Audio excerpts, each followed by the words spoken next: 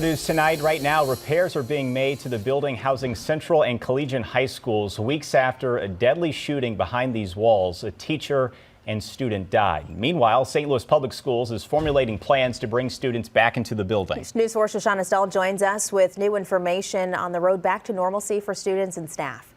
SLPS says the hope is to get collegiate students back in the building for in-person learning the week after Thanksgiving. For Central VPA students, they're aiming to bring those students in by the start of next semester. One student tells me that despite the trauma, she's looking forward to in-person learning again.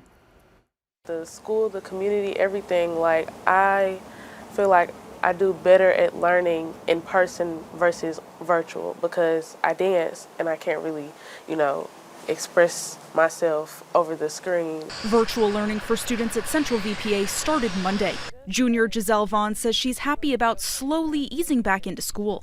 While it'll be a challenge to step foot into the building again, she knows everyone will help each other along the way. We all have been very supportive of each other, checking in with each other. So with us being together at school, that kind of allows us to do it more. Construction crews are making repairs to the building after damage from the school shooting in October. George Sells with SLPS says there's much more work to be done on the Central VPA side, but wouldn't go into detail about the repairs needed. That's why collegiate students will be able to go back in person sooner. Not only that it's repaired, but that when a student walks in there, we don't want them to see any evidence of this trauma, if we can avoid it.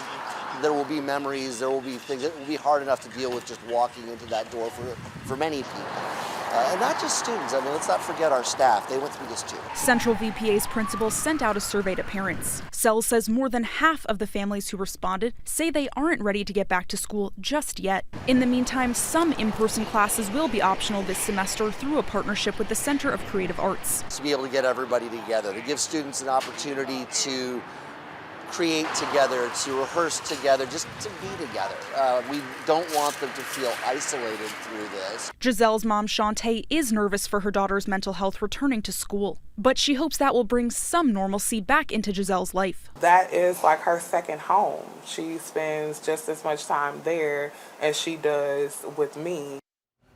SLPS says they'll accommodate students who still don't feel ready to return back in person when that day comes. There will also be therapists on site through the end of the school year.